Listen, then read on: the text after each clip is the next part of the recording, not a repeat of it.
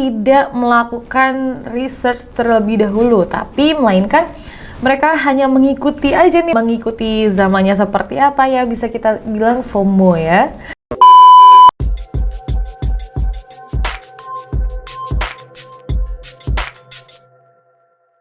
Hai, welcome back to our channel NFT Academy Indonesia bersama aku Indri Anissa. Sebelum kita mulai, aku mau trigger warning dulu nih bahwa kita bukan penasihat keuangan teman-teman semua, karena kita nggak tahu tujuan dan juga kemampuan finansial teman-teman seperti apa, dan juga semua informasi yang kita share sewaktu-waktu dapat berubah. Oke, teman-teman, ada 2 langkah untuk melaksanakan DAYR.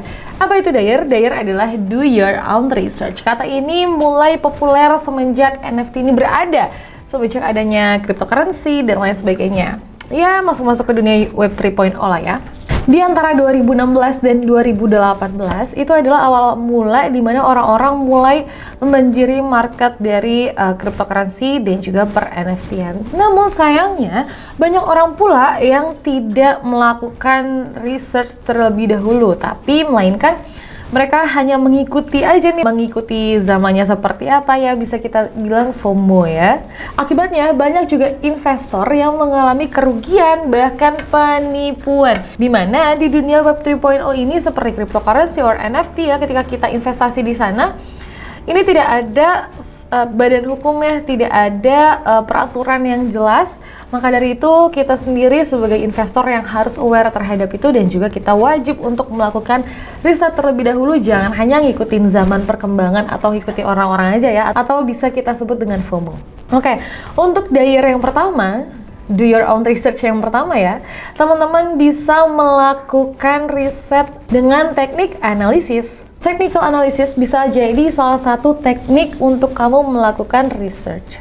Adapun indikator untuk melakukan analisis teknis yaitu dengan melihat pergerakan grafik harga pasar, mencari pola candle, memeriksa indikator, dan juga menguji strategi trading baru.